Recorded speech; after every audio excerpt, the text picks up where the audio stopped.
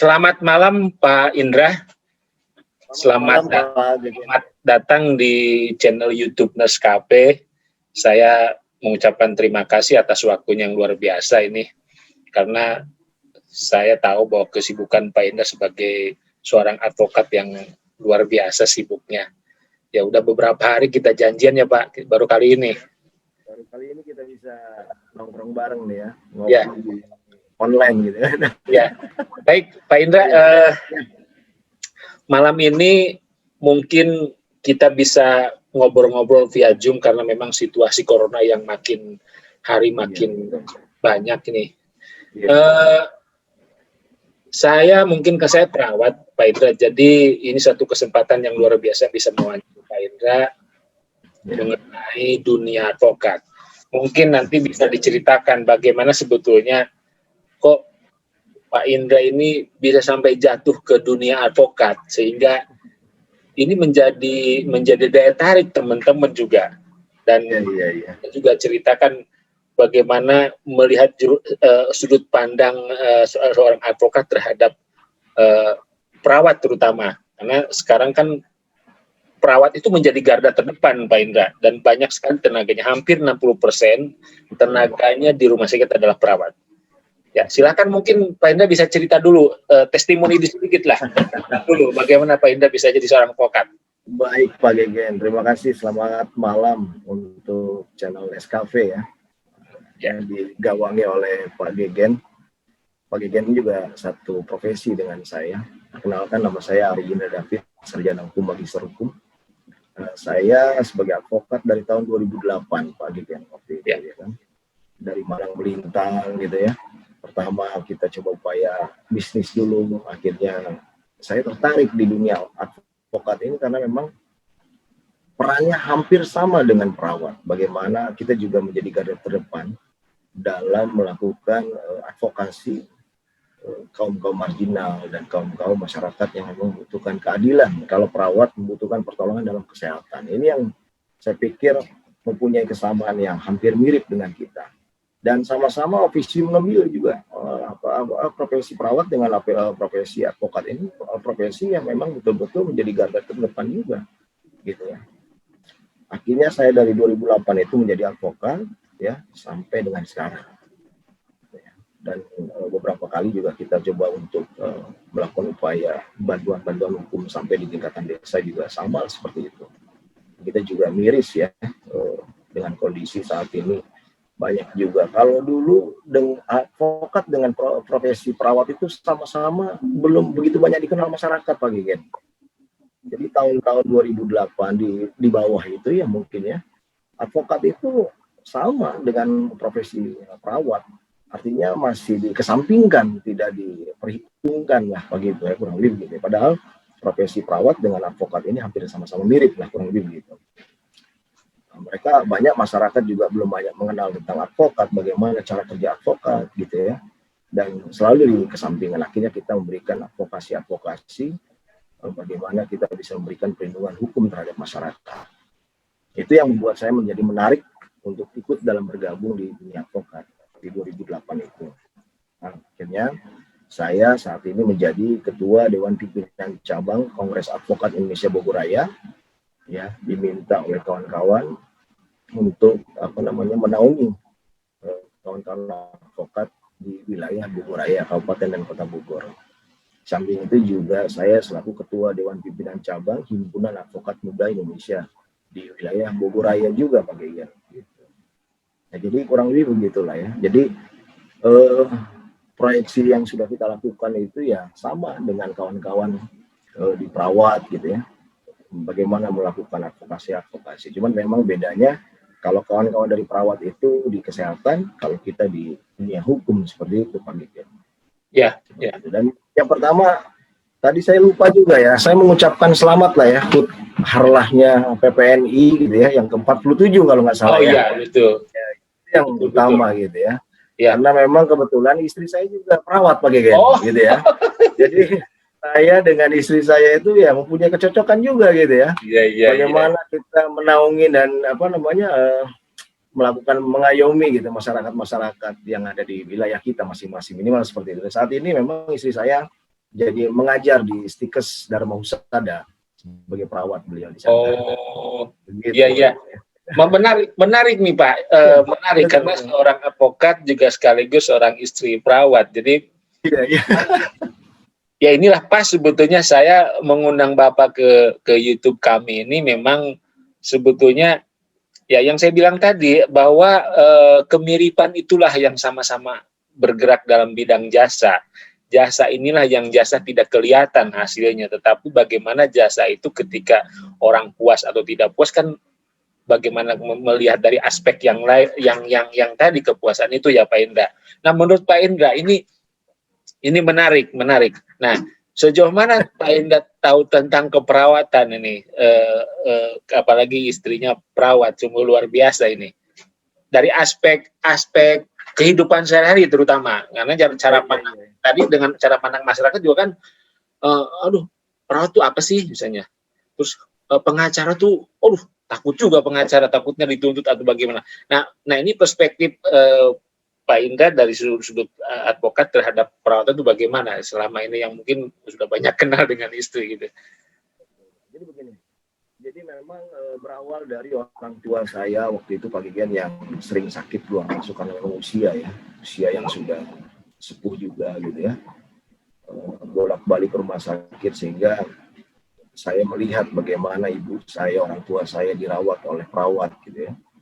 Yang saya pikir awalnya tidak, kita kan selalu kalau ke rumah sakit identiknya bukan perawat Pak Gigen, justru dokter gitu ya. Yeah. Dokter gitu atau rumah sakitnya gitu kan. Itu yang menjadi orang mengenalnya gitu, bukan perawatnya justru gitu. Jadi justru perawat itu yang agak sedikit dikesampingkan. Ini yang sebetulnya padahal mereka yang menjadi garda terdepan. Akhirnya saya lihat bagaimana keteguhan perawat gitu, terus bagaimana cara memperlakukan pasien gitu ya. Sehingga saya tergelitik gitu, bagaimana supaya saya mendapatkan istri perawat gitu kan. Nah sekarang alhamdulillah gitu ya, ketemu dengan istri saya, ya, beliau juga pendidik juga ya, ngajar di Stikes Dharma Husada sebagai perawat, dan beliau juga memang perawat juga di salah satu rumah sakit swasta di daerah Bandung gitu. Memang saya menyukai gitu ya, melihat kerjaan yang sama lah dengan advokat gitu. Orang melihat advokat itu seperti Hotman Paris gitu, identik dengan glamor gitu ya. Terus bagaimana kalau misalnya masyarakat yang tidak mempunyai finansial yang cukup untuk mendapatkan keadilan? Nah inilah peran-peran kita sebagai advokat, memberikan advokasi kepada masyarakat yang marginal atau masyarakat yang memang membutuhkan keadilan. Kita advokasi juga kadang di wilayah Kabupaten Bogor dan Kota Bogor secara gratis waktu itu kita lakukan itu Pak Gigen. Ya. Jadi memang ada kesamaan antara advokat dengan perawat, ini menarik memang. Ya, gitu ya. Ya, tadi kita lebih bicara substansi tentang bantuan hukum. Menurut Pak Indra ini bagaimana kalau misalnya teman-teman di Bogor terutama ya, karena memang ternyata kasus penganiayaan, bukan penganiayaan ya, kasus terhadap perawat di kasus di Palembang mungkin saja bisa terjadi di Bogor. Cuman kan di Bogor kan daerah mungkin agak sedikit terpencil ya, mungkin tidak terekspos. Karena sekarang kan lebih banyak ke arah daerah-daerah kota besar. Nah, menurut Bapak bagaimana nih kalau misalnya terjadi kasus-kasus itu? Jadi memang begini, kalau saya mengacu kepada Undang-Undang Keperawatan Nomor 38 Tahun 2014, Pak Gigen ya.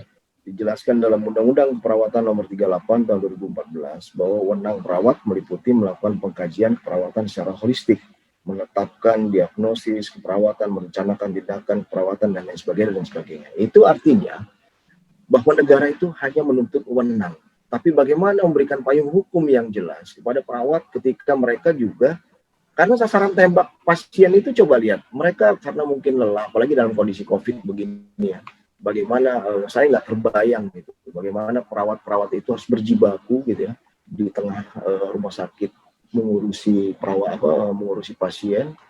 Mungkin pasiennya juga jenuh karena diisolasi seperti itu Pak Gigen, sehingga yang menjadi sasaran tembak kemarahan pasien itu justru malah perawat. Ini kita juga sangat menyesalkan ya kepada pasien-pasien juga yang mungkin belum memahami tentang pekerjaan perawat. Kami juga prihatin lah kepada sifat masyarakat yang masih melakukan diskriminatif terhadap perawat gitu.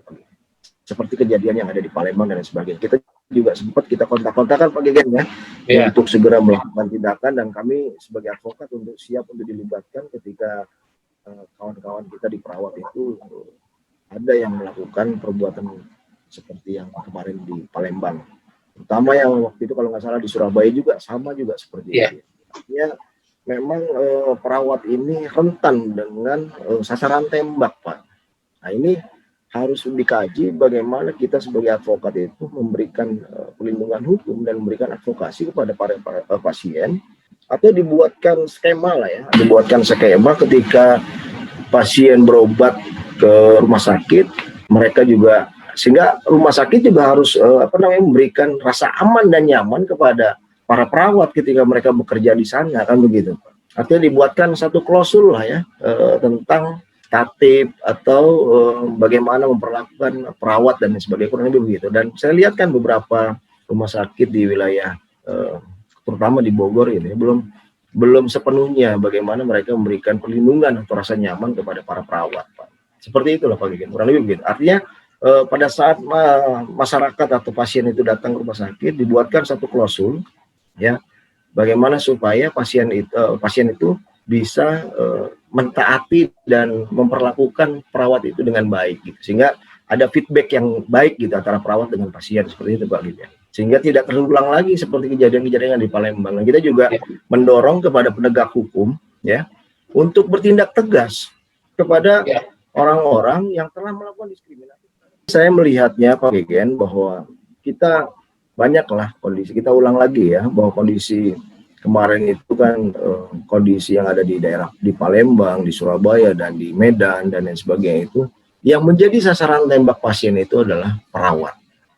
Coba perhatikan, tidak pernah ada pasien ketika mereka berobat kepada rumah sakit dan menjadi sasaran tembaknya adalah dokter A, dokter B, dan sebagainya. Tidak ada.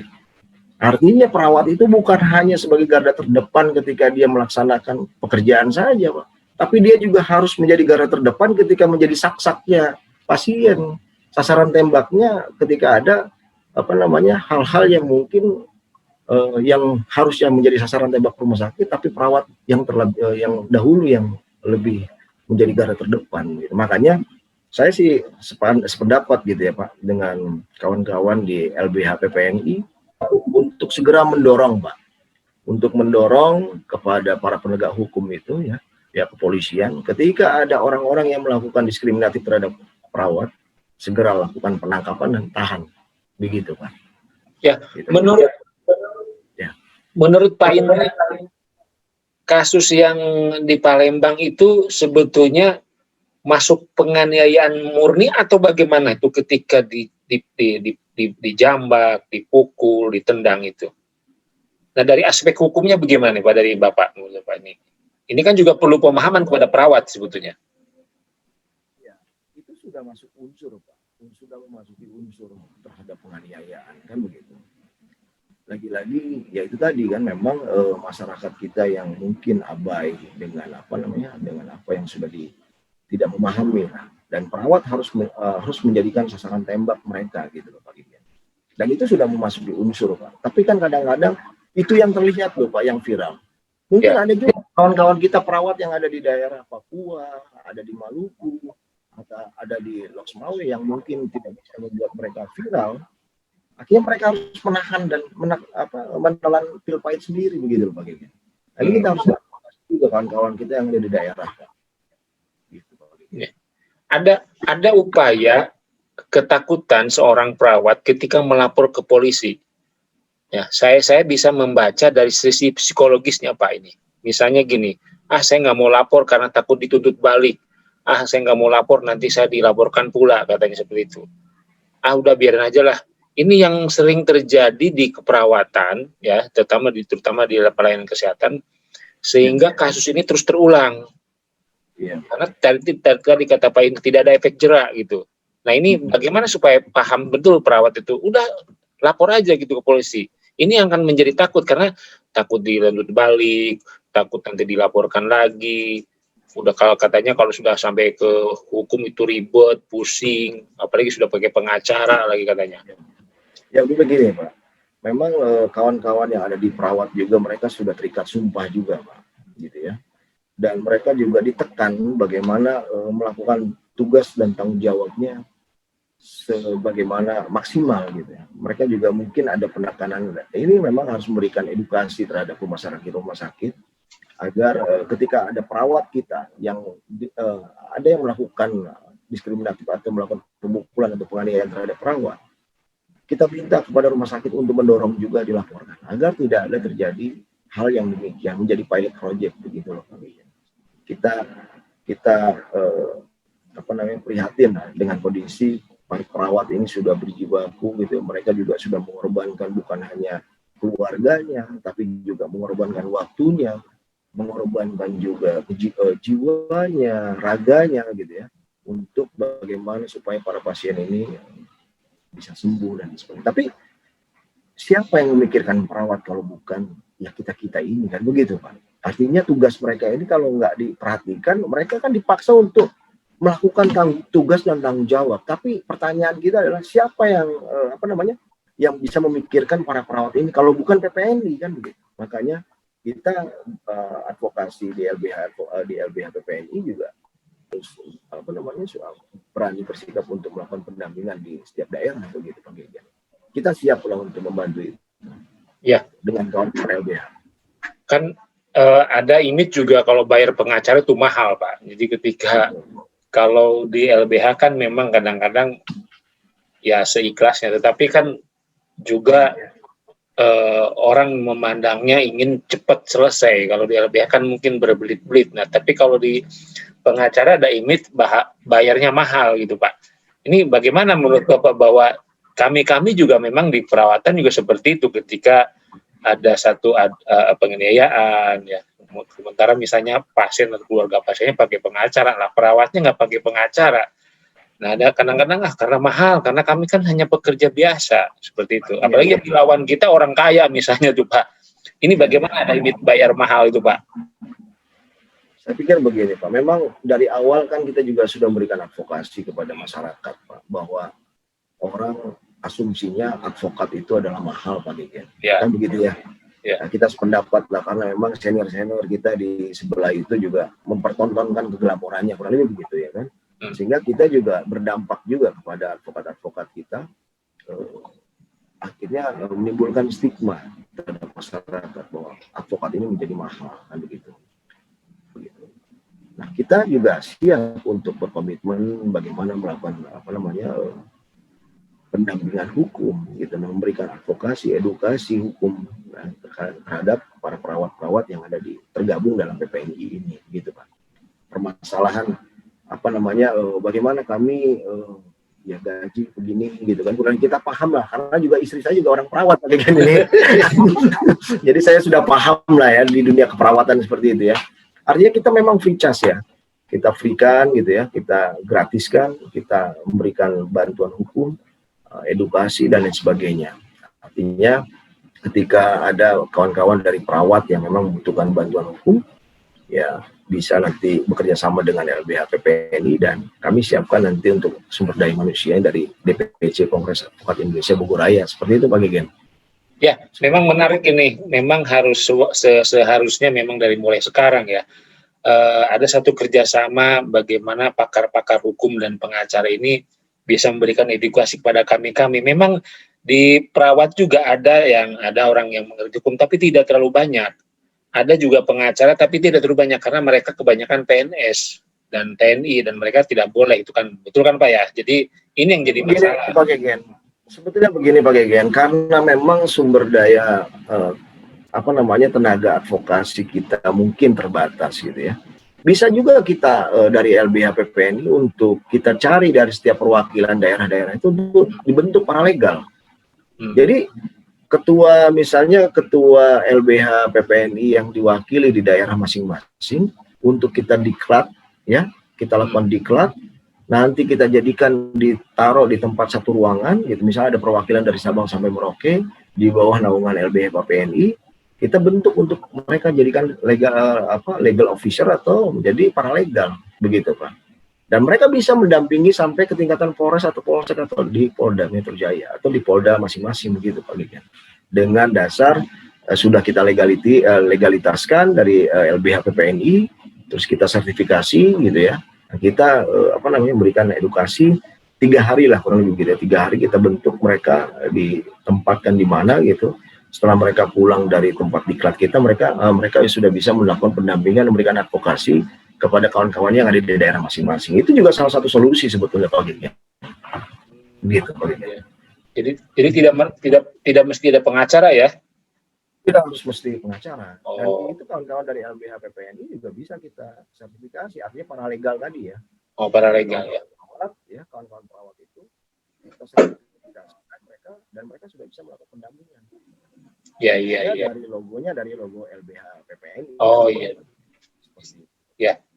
Ya ini menarik juga sebetulnya Pak. Jadi karena ini suatu kebutuhan yang sangat mendesak, apalagi di situasi pandemik seperti ini sekarang ini kan banyak tenaga medis yang jadi korban ya, terutama COVID ini, malah ada yang mungkin meninggal dan banyak juga. Nah, menurut Pak Indra, bagaimana seharusnya perlindungan bagi perawat ini, khususnya dalam situasi pandemik ini? Apakah ada perlakuan khusus karena memang perawat ini garda terdepan dan memang punya sumber daya yang sangat luar biasa, hampir 60% ini SDM-nya ada di rumah sakit. Nah, menurut Bapak dari segi hukum perlindungannya bagaimana Pak? Apakah ada satu keistimewaan atau memang ya ikut aja norma-normatif, dapat gaji, dapat apa gitu? Ini kan bisa menjadi suara hati perawat. Tolonglah kami misalnya berikan sesuatu yang lebih dari, meskipun ya sekarang sudah ada juga dari tunjangan COVID-nya ya, mengenai yang uang COVID ya, tapi itulah yang sebetulnya pemerintah sudah memberikan apa yang sudah diberikan oleh perawat juga. Itu baru gaji yang sekarang sudah mulai banyak sekarang per 3 bulan kalau nggak salah. Per 3 bulan ya, bukan per hari gitu atau per minggu enggak ya? Diberikannya per 3 bulan. Ya, dikasih kalau nggak salah. Kalau rumah sakit itu penuh, Pak, se-Jakarta loh, Pak Gigen. Artinya perawat ini kan juga berjalan semua, Pak. Artinya semuanya full di lapangan, kan gitu, Pak Gigen. Mereka juga menjadi garda terdepan ketika kita juga ya kalau kita bicara objektifnya, tentunya kan memang kembali lagi kepada rumah sakit masing-masing gitu Pak. Yeah. Apakah memang rumah sakit itu memberikan toleransi atau memberikan kalau kita bicara normatif ya normatifnya seperti itu gitu kan. Memang tidak ada juga payung hukum yang mengatur tentang keperawatan gitu ya. Kita belum ada ya. Saya sudah mencari literaturnya gitu ya terkait dengan payung hukum perawat dalam kondisi COVID-19 ini. Hanya normatif saja saya lihat. Ya, cuman memang masalah perekonomian, politik, sosial, budaya sudah diatur semua. Kayak minta kalau misalnya di daerah di keuangan ya, segi keuangan atau perekonomian itu mereka ada namanya restrukturisasi ya, keuangan dan lain sebagainya. Tapi kalau di perawat ini memang saya lihat di literatur juga, saya beberapa cari literatur juga tidak menemukan payung hukum yang memang bagaimana nih tadi yang saya sampaikan. Ketika perawat ini mendapatkan payung hukum yang jelas dari pemerintah terkait dengan COVID-19 loh. Belum ada kalau saya lihat gitu ya. Cuma bicara normatif ya itu tadi kayak insentif per 3 bulan dan sebagainya itu sudah diatur kan gitu. Tapi kan sebetulnya perawat itu juga tidak membutuhkan hal itu, mereka juga membutuhkan hal yang lebih begitu loh Pak Gigen gitu. Jadi juga harus diatur dan tentunya juga mempunyai kewenangan dari masing-masing rumah sakit yang di bawah naungannya begitu Pak Gigen. Baik, ya ini menarik, makin menarik karena kita bicara sudah masuk. Sambil minum nggak apa-apa nih ya? Sambil minum ya. Wah. Kita juga sambil kopi. Oh gitu ya, saya ngopi. Waduh, keren ya. Ya. Karena judulnya Nescafe, jadi sengaja saya bikin judul Nescafe. Jadi saya juga nggak kalah dengan Kopi Joni. Kopi Joni. Nah, kita mengerucut nih Pak. Jadi kalau ada teman-teman yang memang nanti kiranya ingin berkonsultasi dengan Pak Indra atau ingin bertemu langsung, atau mungkin nanti saya akan undang dalam khusus acara webinar terkait dengan tajuk advokasi perawat dari sudut pandang pengacara. Ini akan lebih booming karena belum ada pernah pembicara menampilkan seorang sosok pengacara yang memang kebanyakan mereka berbicaranya dari sudut pandang hukum kesehatan secara spesifik. Nah, kira-kira kemana nih harus misalnya ke teman-teman yang ingin, terutama di Bogoraya nih, mungkin bisa kita ketemu atau nanti bikin acara apa gitu.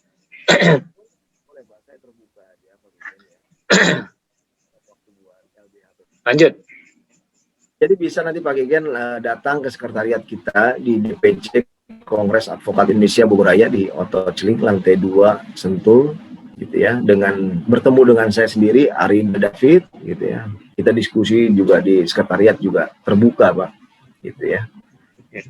Nanti kita bagaimana membuat formulasi lah mungkin LBH PPNI, kita diskusi nanti di luar kesempatan gitu ya. Bagaimana supaya Mabes Polri dan LBH PPNI ini untuk melakukan kerjasama Pak.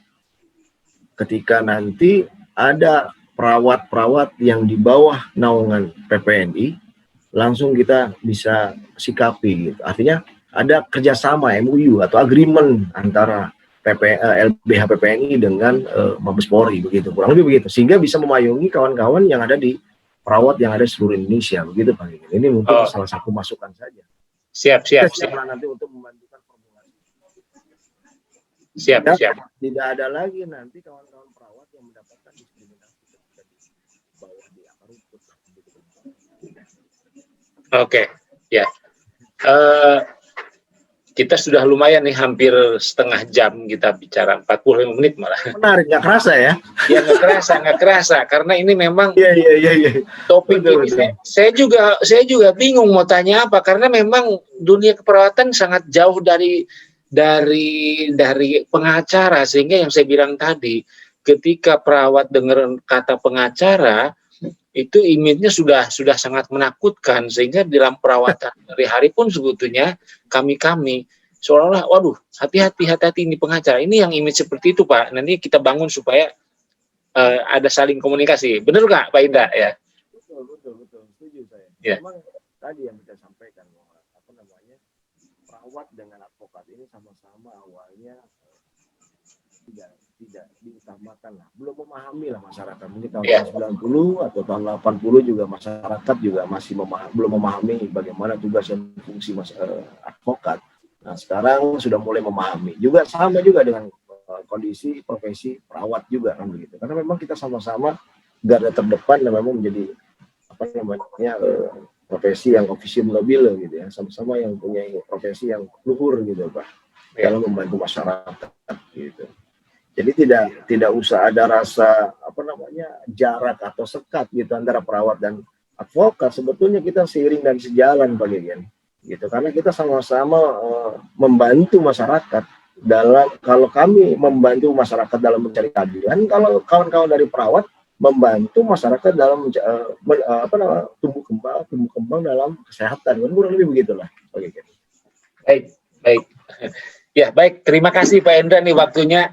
Sama Pak Gegen. Ini saya sih pengennya lama ini. Ya, baik, teman-teman semuanya, teman-teman nih saya sapa teman-teman di seluruh Indonesia. Nescafe ini hari ini menampilkan sungguh luar biasa wawancara kami dengan seorang perawat, seorang pengacara yang sungguh luar biasa dia kesibukannya. Jadi tadi pesan yang sangat bagus, jangan pernah takut kepada pengacara, bahwa pengacara pun sama seperti kita, sama-sama menjalankan tugas yang mulia, sama-sama penegak. Kita dunia kesehatan, kalau pengacara dalam dunia keadilan. Jadi tentu perawat juga harus mencari keadilan kesehatan. Dan saya tutup malam ini dengan mengucapkan terima kasih kepada Pak Ketua DPC KI Bogor Raya ya. Semoga edukasi ini malam ini bisa menjadi pencerahan bagi teman-teman kami keperawatan sehingga mereka tidak lagi memandang satu sisi seorang pengacara. Dan saya akan mengundang lagi dalam sesi berikutnya mungkin dalam lingkup yang besar webinar atau seminar nanti. Mudah-mudahan juga ya mudah-mudahan COVID ini juga bisa berlalu, bisa cepat berlalu dengan sama-sama kita saling mendukung dalam programnya. Baik Pak Indra, mungkin itu saja. Terima kasih banyak dari kami. Salam perawat Indonesia, tangguh dan semoga cepat berlalu COVID ini. Selamat malam Pak. Saya sebelum menutup Pak Gegen ya, siap.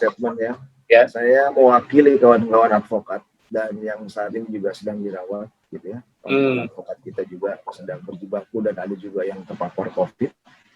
Mengucapkan terima kasih kepada sahabat-sahabat perawat yang telah memberikan waktunya, meluangkan jiwa raganya dan memberikan kesempatannya untuk membantu kawan-kawan kita advokat di dalam menyembuhkan proses ini. Kami berterima kasih kepada kawan-kawan perawat. Itu saja mungkin Pak. Siap. Terima kasih Pak Gegen. Sama-sama. Dan saya menunggu undangan Pak Gegen ini selanjutnya ya. Pasti. Terima kasih Pak Gegen. Salam buat kawan-kawan dari PPND. Terima kasih. Saya akan undang khusus acara webinar karena memang ini perlu untuk edukasi.